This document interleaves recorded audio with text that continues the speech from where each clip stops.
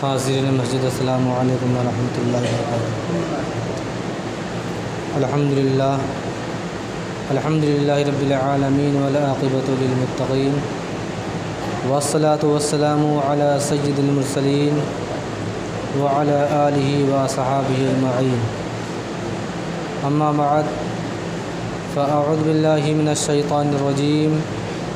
بسم اللہ الرحمن الرحیم، وَإِنَّكَ لَعَلَىٰ خُلُقٍ عَظِيمٍ، صدق اللہ مولانا العظیم۔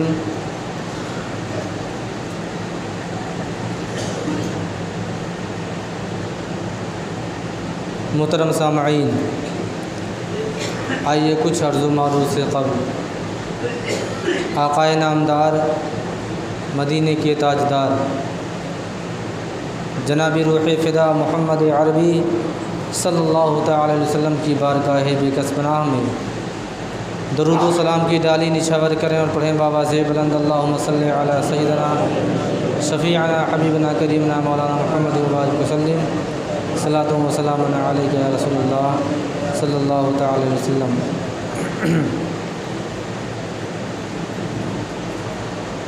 محترم سامعین، ربیع الاول کا پیارا، مبارک اور نرالا سنہرا مہینہ چل رہا ہے۔ حضور تاجدار مدینہ صلی اللہ تعالی علیہ وسلم، جن کو رب تبارک و تعالیٰ نے تمام انبیاء کا سردار اور آخری نبی بنا کر بھیجا، اور ہم اور آپ بڑے خوش نصیب ہیں کہ اسی سردار انبیاء، نبی آخر الزماں کے امتی ہیں۔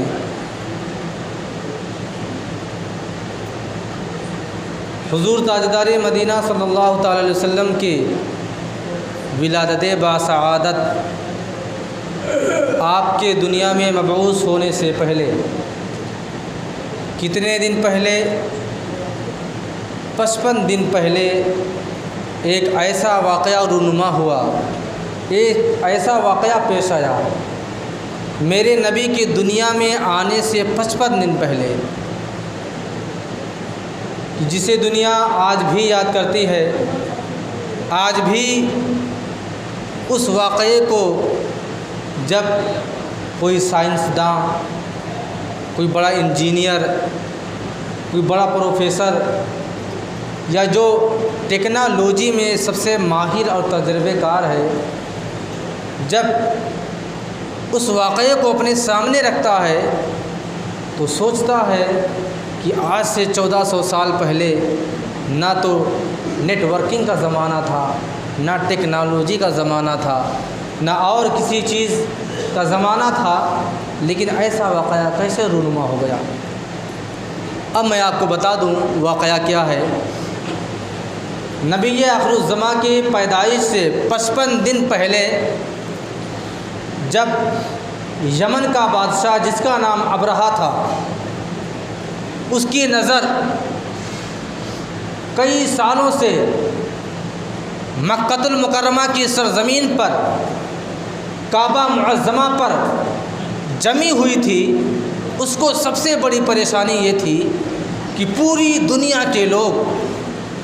کعبے کا حج کرنے کے لیے مکہ کی سرزمین پر اکٹھا ہوتے ہیں۔ میں یمن کا، دوسرے اور ممالک کا اتنا بڑا بادشاہ ہوں، میرے ملک میں کوئی نہیں آتا، نہ تو میرے ملک میں کوئی ایسی زیارت گاہ ہے، نہ تو کوئی ایسا عجیب خانہ ہے،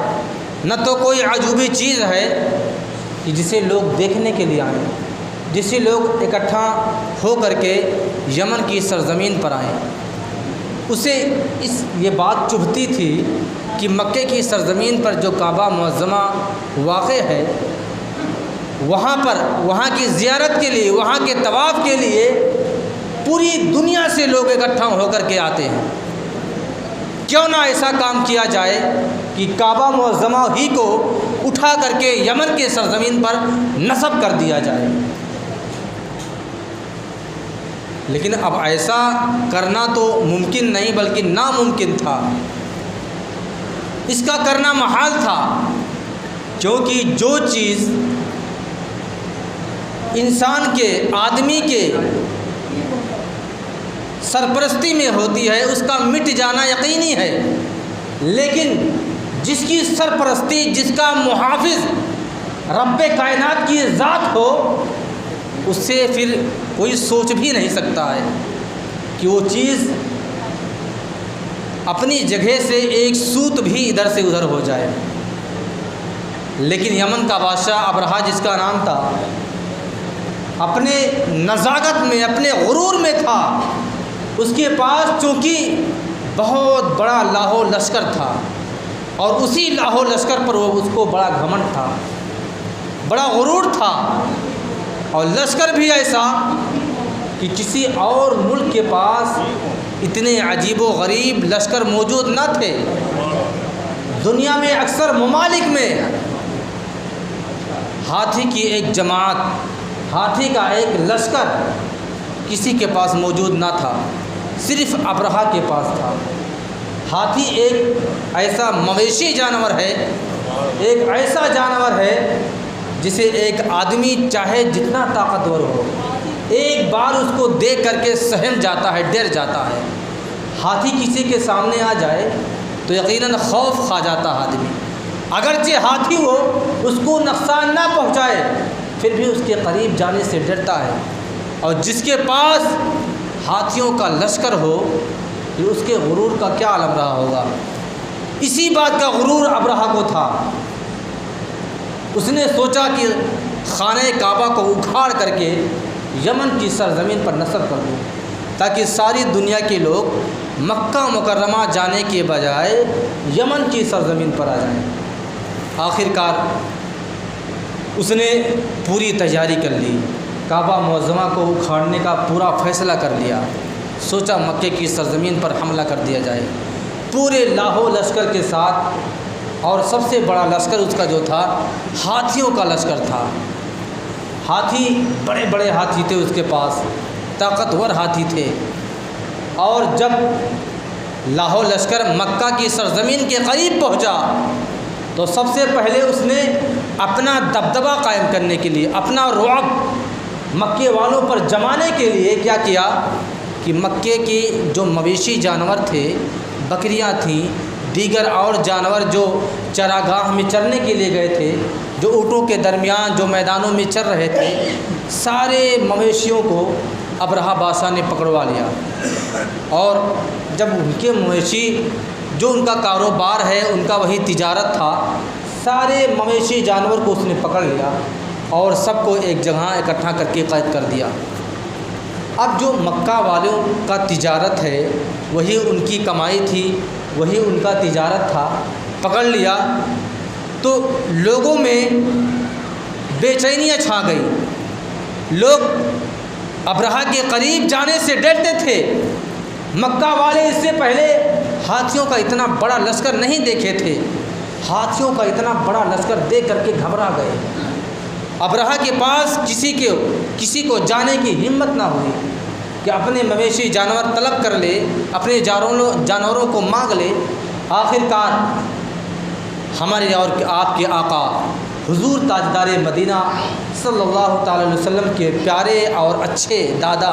حضرت عبد المطلب، جو اس وقت سردار مکہ مانے جاتے تھے، پورے مکہ والوں کے آپ سردار تھے، رہنما تھے، رہبر تھے۔ مکہ والوں نے سوچا کہ لاؤ اپنی شکایت ان کی بارگاہ میں پیش کی جائے، ہمارے سردار ہیں، مکہ والوں کے امیر ہیں، لاؤ ان کی بارگاہ میں شکایت کی جائے۔ جب یہ خبر ہمارے آقا کے دادا حضرت عبد المطلب کو خبر لگی تو آپ غصے سے آگ بگولا ہو گئے، کیونکہ اس واقعے کی خبر آپ کو پہلے ہو چکی تھی کہ ابرہہ بادشاہ خانہ کعبہ کو یہاں سے اکھاڑ کر کے یمن میں لے کے جانا چاہتا ہے۔ پھر آپ جب آگ بگولا ہوئے غصے سے تو آپ اپنے پورے جاہو جلال کے ساتھ اٹھے۔ لیکن اس وقت ایک بات میں آپ کو اور بتا دوں کہ چونکہ میرے نبی کے دادا تھے اور آپ کی پیشانی میں نور محمدی رہ چکا تھا، اور وہ نور محمدی اگرچہ آج آمنہ کے شکم میں تھا لیکن اس کے جلوے آپ کی پیشانی میں آج بھی برقرار تھے۔ آپ کی پیشانی میں، آپ کے چہرے پر وہ نور محمدی کی چمک آج بھی موجود تھی۔ جب حضرت عبد المطلب رضی اللہ تعالیٰ عنہ نے ارادہ کیا کہ لاؤ ابرہہ بادشاہ کے پاس چلوں، تو ابرہہ تو یہ سوچ رہا تھا کہ یہاں کے جو امیر ہیں حضرت عبد المطلب، وہ یقیناً اپنے خانہ کعبہ کی بچاؤ کے لیے، اس کی حفاظت کے لیے مجھ سے سفارش کرنے کے لیے آئیں گے۔ اسی وجہ سے وہ مکے کی سرزمین سے کچھ دوری پر باہر اپنا پڑاؤ ڈالے ہوئے تھا، لیکن نہیں جانتا تھا کہ حضرت عبد المطلب کی سوچ کچھ اور ہے۔ کیوں نہ ہوتی، میرے نبی کے پیارے دادا جان تھے، آپ کا اعلیٰ علم تھا، آپ کو اللہ تبارک و تعالیٰ نے بڑا ذہین و فطین بنایا تھا۔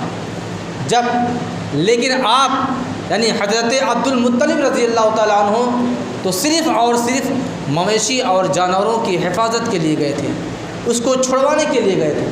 لیکن ابرہہ بادشاہ جب آپ کو آتے ہوئے دیکھتا ہے، پورے رعب و جلال کے ساتھ، آپ کر و فر کے ساتھ، اپنے پورے ٹھاٹ باٹ کے ساتھ جب اس کے قریب پہنچے ہیں تو اپنے تخت سے کھڑا ہو جاتا ہے، اچانک کھڑا ہو جاتا ہے، جبکہ ایسا مغرور بادشاہ تھا کہ بڑے بڑے بادشاہوں کے سامنے کھڑا نہیں ہوتا تھا۔ لیکن جب حضرت عبد المطلب رضی اللہ تعالیٰ عنہ جب اس کے قریب پہنچے تو اس کا بدن ایٹومیٹک اٹھنے لگا، کھڑا ہو گیا۔ اس کے کچھ سمجھ میں نہ آیا کہ مجھے کیا ہو رہا ہے، میں کیسے کھڑا ہو رہا ہوں، مجھے جیسے لگ رہا کوئی کھڑا کر رہا ہے، اور ان کی تعظیم کے لیے کھڑا ہوا اور اپنا تخت چھوڑ دیا اور حضرت عبد المطلب کو بٹھایا اور فرمایا، کیا آپ اسی سفارش میں آئے ہیں نا کہ خانہ کعبہ کو نہ ڈھایا جائے، اس کی آپ حفاظت کے لیے آئے ہیں، مجھ سے آپ اس کی سفارش کریں گے؟ حضرت عبد المطلب نے جو جواب فرمایا، آج بھی تاریخوں میں قلم تراش ہے وہ چیزیں، آج بھی کتابوں میں لکھی ہوئی ہیں۔ ابرہہ بادشاہ نے جب حضرت عبد المطلب کا جواب سنا تو چونک پڑا، اچنبھے میں پڑ گیا، کشمکش میں پڑ گیا۔ حضرت عبد المطلب نے فرمایا، میں خانہ کعبہ کی حفاظت کے لیے، اس کی سفارش کے لیے نہیں آیا، میں تو جس کا امیر ہوں، میں جس کا سردار ہوں، ان کے جانوروں کو تو نے پکڑ رکھا ہے، ان کے مویشیوں کو تو نے پکڑ رکھا ہے، ان کے اونٹوں کو تو نے قید میں رکھا ہے، تو ان کو چھوڑ دے۔ ابرہہ بادشاہ چونک گیا، کہا تو میں تو اس کو چھوڑ ہی دوں گا، کیونکہ میں اس کو چھوڑ دوں گا، میں تو ایسے ہی اس کو پکڑا ہوں، صرف اپنا دبدبہ قائم کرنے کے لیے میں نے مویشیوں کو پکڑ رکھا ہے، میں نے اس کو پکڑا ہے چھوڑنے ہی کے لیے۔ فوراً اپنے سپاہیوں کو حکم دیتا ہے کہ تمام مویشی جانور جتنے بھی مکے کے اطراف سے، جتنے بھی مکے کے حد میں تھے، سارے جانور چھوڑ دیے جائیں۔ پھر ابرہہ کہتا ہے کہ آپ خانہ کعبہ کے بارے میں کچھ بات نہیں کر رہے ہیں، میں تو اس کو گرانے کے لیے آیا ہوں، میں اس کو ڈھا دوں گا اور خانہ کعبہ کو اکھاڑ کر کے یمن کی سرزمین پر لے کے جاؤں گا۔ آپ اس کی حفاظت کے بارے میں نہیں کچھ بات کر رہے ہیں، آپ تو خانہ کعبہ کے بھی مالک ہیں، آپ تو وہاں کے امیر ہیں۔ حضرت عبد المطلب نے ایسا جواب دیا، کہا میں خانہ کعبہ کا امیر نہیں، بس خانہ کعبہ کے دروازے کی چابی کا امیر ہوں، خانہ کعبہ کا امیر میں نہیں۔ ارے خانہ کعبہ کا امیر وہ ہے جس نے تجھے اور مجھے پیدا کیا ہے، خانہ کعبہ کا جو امیر ہے، خانہ کعبہ کو وہ بچائے۔ میں جانوروں کا امیر تھا، میں نے جانوروں کو بچا لیا، خانہ کعبہ کا جو امیر ہے اس کو وہ بچائے گا۔ آخر کار کیا ہوا؟ آج کے سائنسداں بڑی بڑی میزائلیں تیار کرتے ہیں، یہ میزائل ایسی ہے کہ اگر اس کو یہاں سے مارا جائے تو 1000 کلومیٹر جا کر کے اپنے نشانے پر لگے گا، لیکن قربان جائیے رب کائنات کی قدرت پر کہ رب کائنات نے کوئی لشکر نہیں بھیجا ہاتھیوں کے مقابلے کے لیے، بس ایک ایسا چڑیا بھیجا، ایسا پرندہ بھیجا جس کو آپ مٹھی میں لے لینا، اس کی دم نکل جائے گا، اس کا دم نکل جائے گا۔ ابابیل چڑیا بس چند گرام کی ہوتی ہے، لیکن رب کائنات کو اپنی قدرت کاملہ دکھانا مقصود تھا، اپنے بندے کو اور اس لاہو لشکر کو اور دنیا والوں کو دکھانا مقصود تھا۔ اس وجہ سے رب کائنات تو چاہتا تو اس کے مقابلے میں کئی ہزار ہاتھیاں پیدا کر کے بھیج سکتا تھا، لیکن رب کائنات کی ذات لوگوں کو دکھانا مقصود تھا کہ دیکھو تمہارا رب کیا سے کیا کر دیتا ہے۔ جو چڑیا چند گرام کی ہے، جس کو آپ مٹھی میں لے کر کے دبا دیں تو اس کا دم نکل جائے گا، اس ابابیل چڑیا سے رب کائنات نے اس کی چونچ میں اس کو حکم دیا کہ اپنے چونچوں میں چھوٹی چھوٹی کنکریاں، جو چند گرام کی خود ہی چڑیا ہے کتنے گرام کی کنکری اٹھا سکتی ہے۔ جب اس ابابیل کا لشکر آیا اور اپنے پنجوں میں اپنے چونچوں میں جب اس کنکری کو کسی ہاتھی پر کسی لشکری پر گراتا، اتنی اونچائی سے تمام پرندے نشانہ دیکھ کر کے جس پہ چاہتے گراتے تھے اسی پہ جاتی گرتا تھا۔ آج بڑی بڑی میزائلیں پھیل ہو جاتی ہیں، آج بڑی سے بڑی میزائل پھیل ہو جاتی ہے، اس کو بھی اس کا مقابلہ کرنے کے لیے کئی اور ذریعے بنائے گئے ہیں، لیکن رب کائنات کی ذات پر قربان جائیے کہ جس ابابیل کو جس لشکری پر گرانے کا حکم تھا، اگر اس ابابیل نے اس لشکری پر گرایا تو نشانہ نہیں چوکا، اور جب گرایا تو ہاتھی کو تہس نہس کر دیا، اس کے لشکری کو ریزہ ریزہ کر دیا، ہاتھی کا نام و نشان مٹ گیا، پتہ ہی نہیں چلا کہ کوئی ہاتھی کا لشکر بھی آیا تھا خانہ کعبہ کو اٹھانے کے لیے۔ ابرہہ کے تمام لشکر پورے لشکر برباد ہو گئے، کیوں؟ کیونکہ خانہ کعبہ کو اٹھانے کے لیے نہیں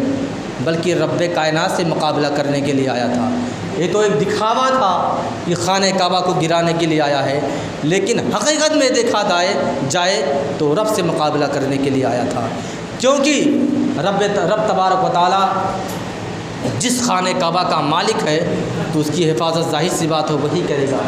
اور حضرت عبد المطلب رضی اللہ تعالیٰ عنہ نے وہی جواب بھی دیا تھا کہ جو اس کا امیر ہے بچائے گا، اور رب تبارک و تعالیٰ نے اس کو بچا لیا، اس کی حفاظت کر لی، اور ابابیل کے ذریعے دنیا والوں کو دکھا دیا کہ تمہارا رب وہ ہے جو لوگوں کے ذہنوں میں نہیں آتا ہے وہ بھی کر دکھاتا ہے۔ اللہ تبارک و تعالیٰ کی بارگاہ میں دعا ہے کہ رب تبارک و تعالیٰ ہم تمامی مسلمانوں کو نیک بنائے، ایک بنائے، صراط مستقیم پر چلنے کی توفیق و رفیق عطا فرمائے۔ وآخر دعوانا الحمد